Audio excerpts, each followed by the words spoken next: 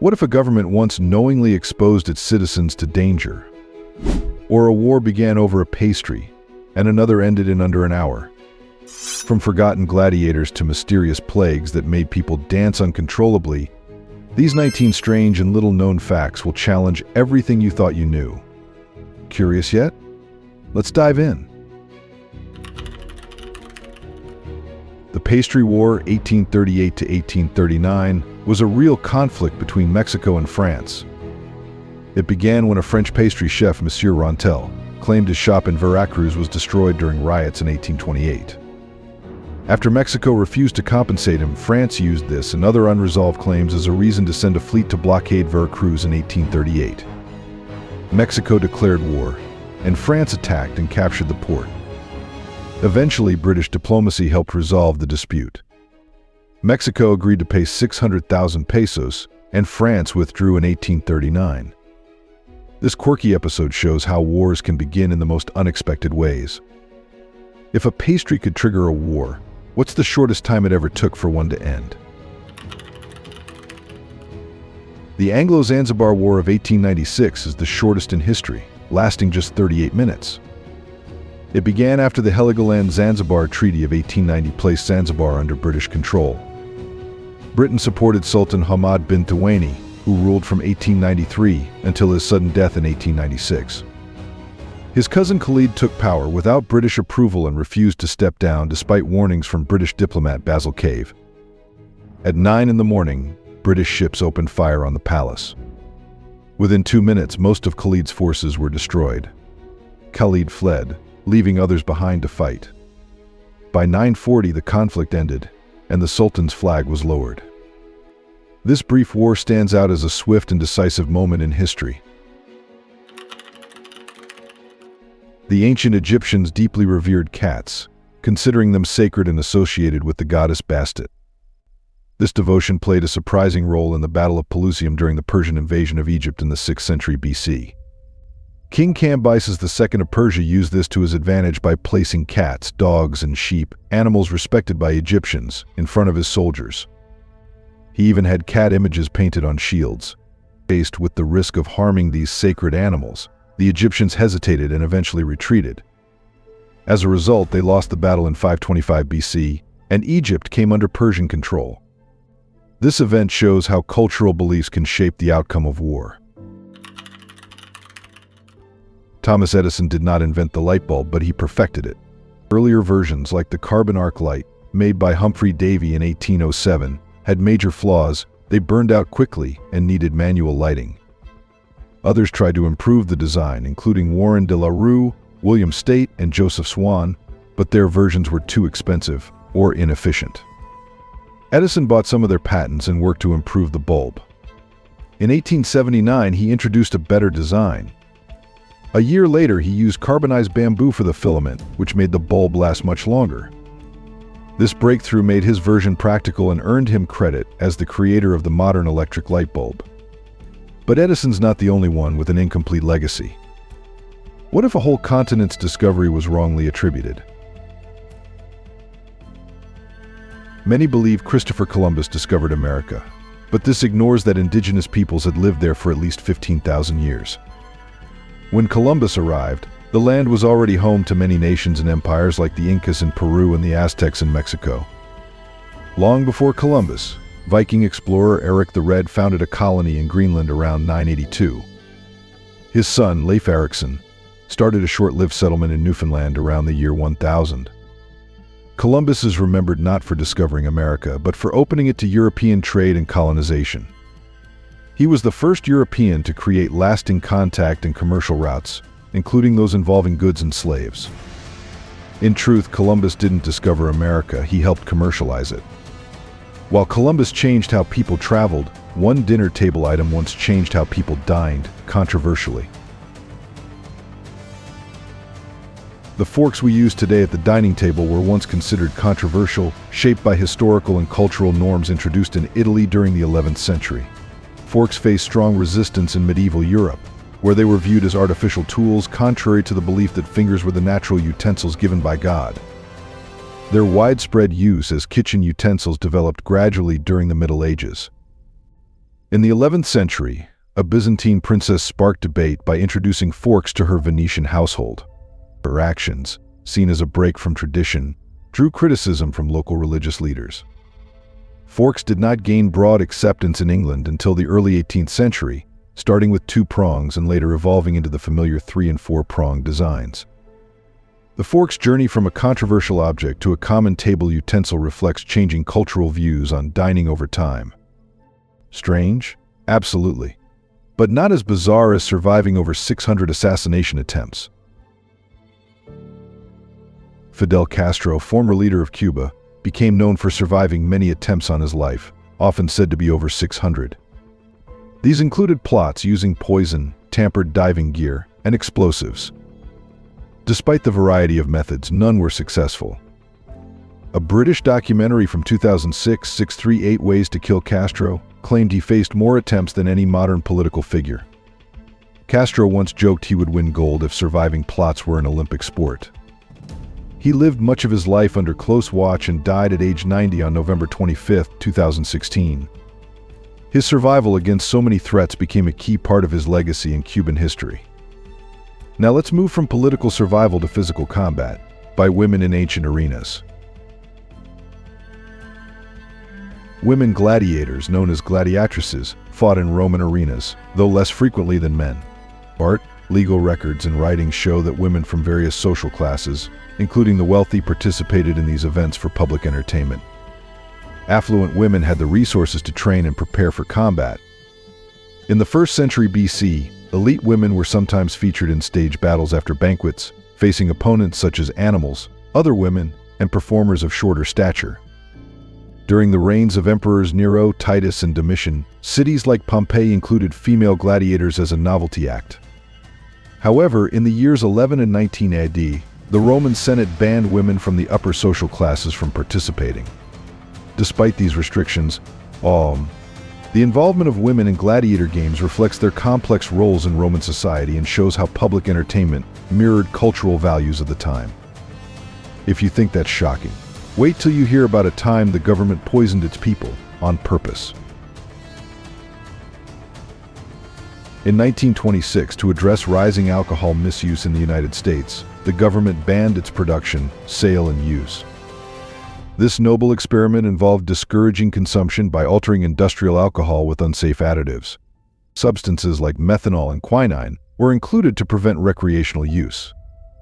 Despite the restrictions, demand remained high, and unsafe alcohol continued to circulate. On January 1, 1927, dozens of people tragically lost their lives in New York due to contaminated alcohol. The policy was repealed in 1933, with estimates suggesting thousands of related fatalities. This serves as a powerful reminder of the risks of extreme regulatory actions. Alexander the Great built a vast empire by age 25 and never lost a battle, earning fame as a military genius. He died suddenly at 32, and historians have debated the cause for decades, suggesting typhoid, poisoning, or alcoholism. A recent theory by Dr. Catherine Hall proposes that he had Guillain-Barré syndrome, which left him paralyzed for 6 days. She believes he may have been mistakenly declared dead in 323 BC while still alive, offering a new view on his mysterious final days. Now, from a ruler who may have died too soon to a genius who refused power altogether. Albert Einstein, known for his work in physics, was unexpectedly offered the presidency of Israel in 1952 after the death of its first president, Chaim Weizmann. Prime Minister David Ben-Gurion made the offer to honor Einstein's lifelong support for Israel. The role was mostly symbolic, but Einstein declined, citing his age and lack of political experience. He also refused to meet with embassy officials and did not want to relocate to Israel. The position was later filled by another respected Israeli figure. This moment reflects Einstein's humility and his choice to prioritize personal limits over public honors. And speaking of bizarre human behavior, what if entire cities suddenly couldn't stop dancing until they dropped? The dancing plague of 1518 in Strasbourg remains one of history's strangest mysteries. It began when Madame Trophy danced in the streets and soon hundreds joined, moving non-stop for days. Some became so exhausted they had to rest briefly, only to start again. Within a week, over 1,000 people were involved. City leaders tried different solutions, like music halls and traditional medical practices such as bloodletting, but nothing worked. Eventually, they relocated the dancers out of the city, which ended the outbreak. Similar events occurred in 14th century France, 15th century Belgium, and 19th century Madagascar. Some scientists think ergot fungus, which can cause hallucinations, may be the cause. But the true reason remains unknown. If public dancing seems odd, consider this: there was a time when women couldn't even smoke in public. The Sullivan Ordinance, passed on January 21, 1908 in New York City, banned women from smoking in public. It reflected the era's strict gender norms. The law held business owners responsible, not the women. Mayor George McClellan vetoed it after 2 weeks. Though short-lived, the ordinance revealed how women who smoked were socially criticized while men were not. It remains a clear example of early 20th century gender bias and societal expectations. That's not the only forgotten rule of the past. Did you know the Olympics once honored artists with medals? From 1912 to 1948, the Olympics included art competitions in literature, architecture, sculpture, painting, and music. Winners received gold, silver, and bronze medals just like athletes. This lesser-known chapter gained attention around the 100th anniversary of the first event in Stockholm. American Walter Winans won gold in 1908 and silver in 1912 for a sculpture of a small chariot pulled by a horse.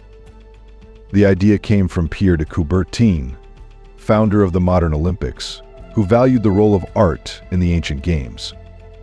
Although 151 medals were awarded, debates over artists' amateur status led to the competitions being dropped.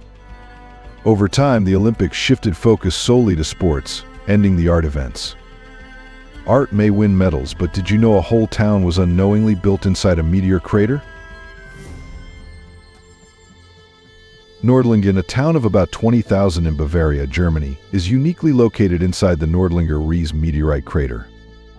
This crater was formed around 14.5 million years ago when a 1-mile-wide meteor hit the Earth. For years, the crater was believed to be volcanic. But in 1960, American scientists Eugene Shoemaker and Edward C. Tatum discovered shocked quartz in a local church wall, evidence of a meteorite impact. Their findings confirmed the town's true origin and gave Nordlingen geological significance.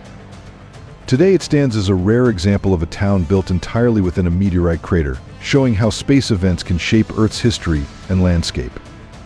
While that town was struck by the sky, another country has gone 10,000 years without striking others.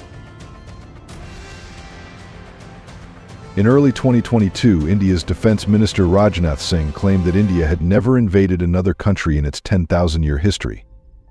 While India has faced many invasions, it has rarely acted as the aggressor. The idea of a unified India only began in 1947. Before that, the region was divided into smaller kingdoms, often at war. Empires like the Greeks, Mongols, and Persians mostly failed to conquer India. Rich in resources and trade, India had little need to expand through war. Indian rulers often spread Buddhism and Hinduism peacefully through emissaries, not armies. India's long-standing focus on trade, spiritual outreach, and self-sufficiency explains its historical reluctance to invade other nations. From peace to celebration, imagine a victory so massive it caused a vodka shortage across a nation. On May 9, 1945, news of Nazi Germany's surrender sparked widespread celebrations across the Soviet Union, marking the end of the Great Patriotic War, which cost over 26 million lives. The entire nation took part, and about 22 hours later, Joseph Stalin addressed the people. During the celebration, vodka supplies were fully depleted, a symbolic moment reflecting the scale of national relief and unity. Wartime shortages had limited alcohol production, as grain and starch were prioritized for food and the military. Still, vodka remained economically important, contributing about 1% to government revenue, even during the early 1930s famine. This unusual shortage has since become a notable historical anecdote, highlighting the hardships and resilience of the Soviet people during that era. And before we reach our final fact, here's a twist: George Washington wasn't the first face on the dollar bill. When people think of George Washington, they often picture his face on the $1 bill. This wasn't always the case. During the Civil War, the United States began printing paper money to fund the war. In 1862, it introduced the first official bills, and the $1 bill originally featured Salmon P. Chase, then Secretary of the Treasury. These early bills, called greenbacks, had no backing from physical assets. In 1869, George Washington replaced Chase on the bill. Since its 1963 redesign, the $1 bill has remained unchanged, symbolizing the stability of United States currency. If you found today's video interesting, don't hesitate to hit the like button and subscribe to my channel. Your support is very important to us. Be sure to check out the next video appearing on your screen. You're sure to love the content we bring. Please leave a comment about which country you'd like us to explore next. Thank you for watching and see you in the next video. Thanks for being with us. Leave a comment, like to show your support, and remember to hit that subscribe button for more exciting videos. See you next time.